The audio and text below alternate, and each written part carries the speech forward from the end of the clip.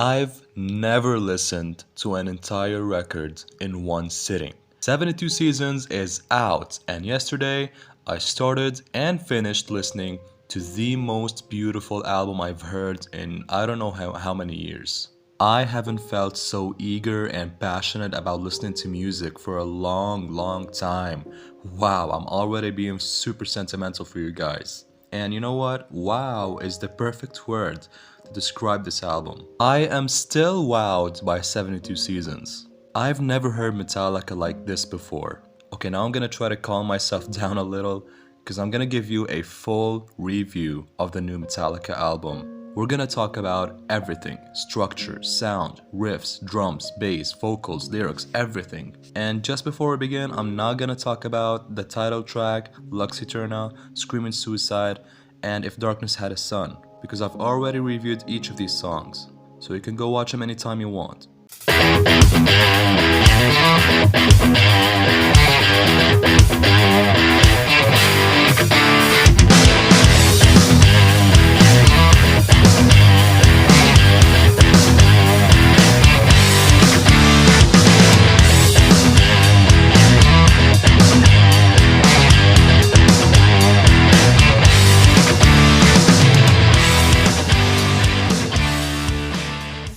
Although we're skipping the opening title track and moving on to Shadows Follow, I'm definitely gonna mention that the album is opened with bass, with Robert Trujillo playing that bass riff on 72 Seasons, the title track, which has never been done before on any Metallica album. So Shadows Follow starts off nice and catchy and has a little death magnetic feel. The main riff is good, sounds a little different than the typical Metallica riff. In the first verse, I'm feeling like the lyrics are barely fit, or maybe the lines are a bit too long for the bars, or maybe the fast tempo of the song plays a role here. In the pre-chorus, I'm surprised by some beautiful vocal harmonies which lead to a very good chorus. By the way, the chord progression underneath those harmonies is playing a great role in altering the mood. Just listen to it and you know what I'm talking about. I'm getting the impression that Metallica has improved when it comes to music theory, because I'm hearing some stuff that I've never heard from them before. The harmonized riff before the solo sounds similar to the one on Holier Than Thou. The solo is okay, kinda normal, not bad, but still nothing remarkable or different.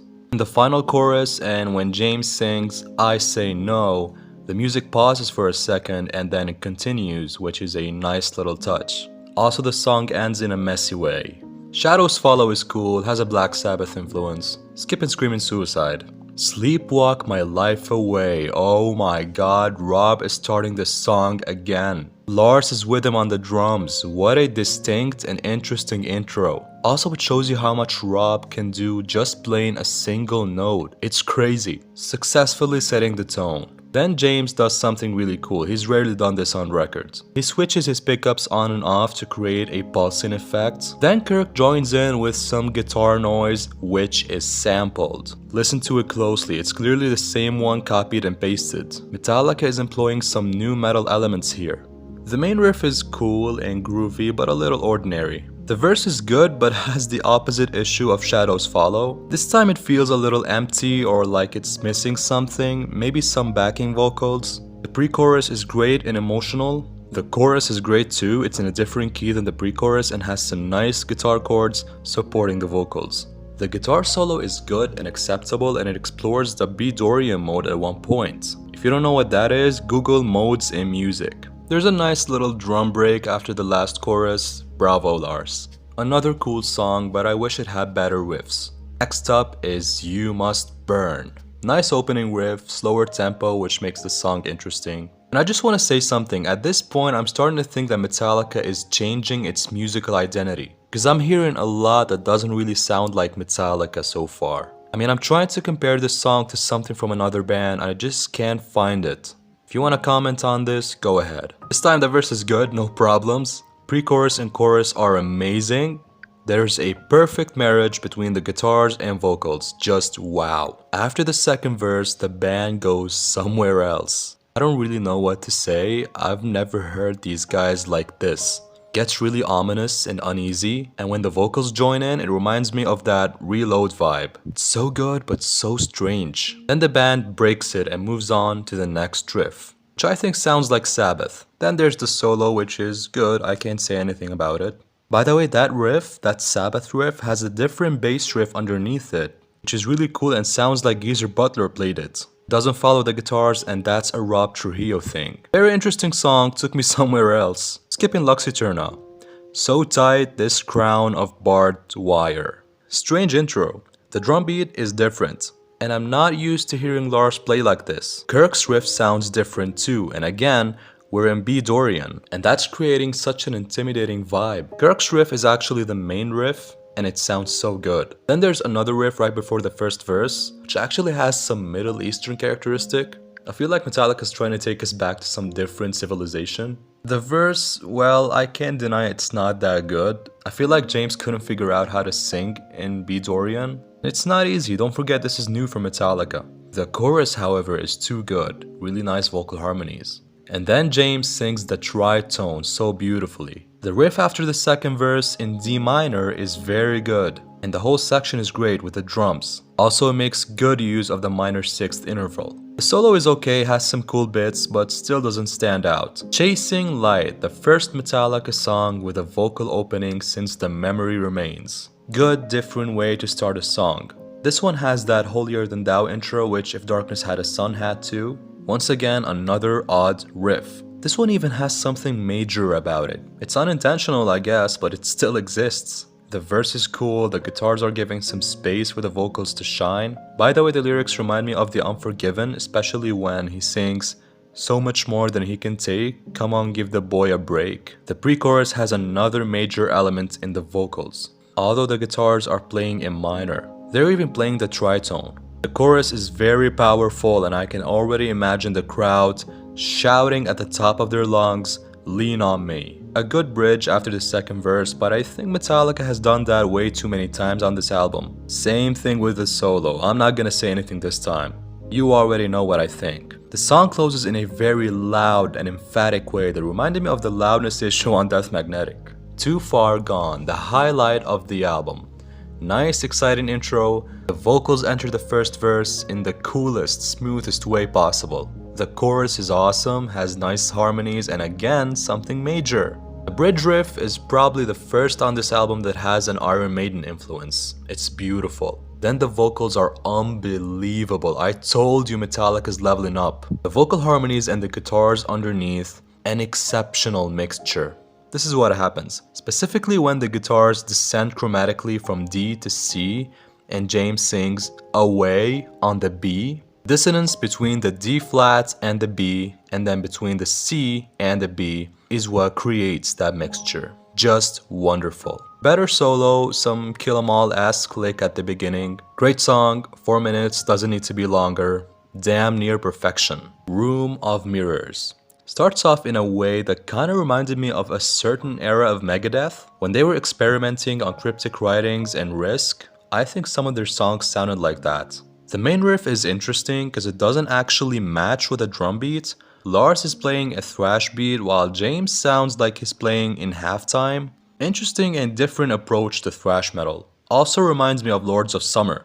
The pre-chorus and chorus are actually ordinary, but the quality of the lyrics makes up for it. Lyrics are very, very good. The second verse, there's a nice little reference to Broken Beat and Scarred that put a smile on my face. Good one, boys. Nice solo with a nice harmony at the end. Good song, but I feel like I need something different at this point. I feel exhausted, a tiny bit bored of the same structure repeated over and over again. Well, in comes the closing track, Inamorata, the song everyone is talking about. Okay, calm down, deep breath. Holy shit. The record has been broken. This song is 11 minutes long. Suicide and Redemption is no longer the longest Metallica song. But I want to tell you something first. The song might be 11 minutes long, but when you listen to it, when I listened to it the first time, it did not feel like 11 minutes. Alright, let's talk about it. Step by step. First of all, the beginning has a Sabbathy riff and an Outlaw Torn vibe. It's slow and in C sharp in standard tuning. That's not easy, no one does that, very impressive. The first verse is powerful despite not having any over-the-top vocals. Good pre-chorus leading into a bone-chilling chorus that reminded the fans of My Friend of Misery. Clearly the song is about James's recent divorce and the way he reflects now on his marriage and relationship with his ex-wife. It gets more and more poignant after the second verse. This song is sad as the best solo on the record. It's so beautiful. You know what? I think I understand it now.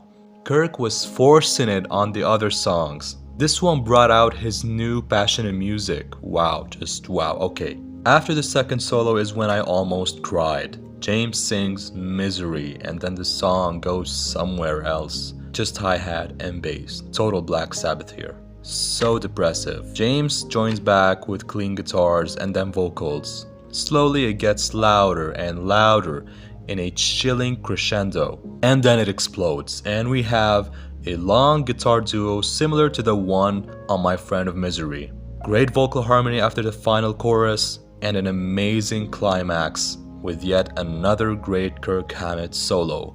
Wonderful song. I think it's a masterpiece. It's different, it's long, overwhelming, and rich in emotion. It has become, and I say this with complete confidence, 72 Seasons has become my new favorite Metallica album.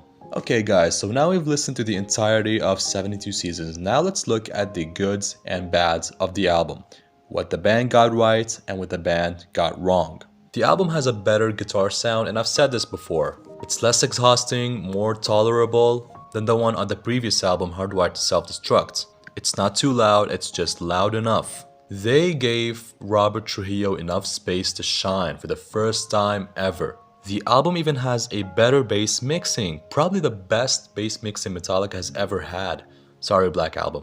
Awesome vocals, James is pouring his heart out. More impressive than ever. Excellent, relevant, and well thought out lyrics that resonated with everyone, all the fans. The lyrical themes and topics are relevant today. Suicide awareness, addiction, childhood, abuse, therapy, and healing. There's a good amount of experimenting with melodies, harmonies, intervals, and effects. Now on the other hand, we have the solos issue. And again, I want to say this, I've said this before and I'm going to say it again. Has this man lost his phone again? But like I said when I was talking about Inamorata, I think Kirk has a new passion when it comes to playing solos. He's probably more into playing slow, melodic music now. And I remember him saying this a long time ago during the making of Saint Anger. He said this, "I'm not interested in playing traditional metal solos anymore." Then there's the bass drum thing, which everyone noticed when Lux Eterna was released. It's too loud, it's too in your face, and on some songs, it just doesn't even allow you to enjoy the music. No one can deny that this album has too many weak, random, and unmemorable riffs. Especially the main riffs. You cannot have a weak main riff. Then there's a repetition of this specific song structure. Long intro, verse, chorus, solo bridge, chorus, outro. And almost the entirety of the album seems focused on the same lyrical theme. It almost feels like James's album, not Metallica's album. Also, there is no ballad, no acoustic, and very few clean guitar parts. Not much thought was put into the music. The album seems pretty much lyric oriented. And then there's the reuse of older Metallica riffs. It's the same recurring theme on every album. Almost every riff can be compared to an older one. And despite having an improved overall sound, unfortunately 72 Seasons sounds like Hardwired 2.0. The overall sound is barely different, which actually has never happened before on any two consecutive Metallica albums, not even on Load and Reload. And finally, there's not much diversity. Some people thought Hardwired was like a summary of Metallica's entire career. The same cannot be said for 72 Seasons. So finally I'm gonna say this. 72 Seasons is a great album that exceeded all expectations, especially for a band that's over 40. It solved many of the issues that the band previously had, but failed to solve all of them, and at the same time exposed some new ones. I give this album 4 stars. That's all, thank you very much for watching and listening. What are your thoughts on 72 Seasons? Did you enjoy listening to this album? Tell me in the comments, please like, share, and subscribe. Have a great day, enjoy your time, I'll see you next time.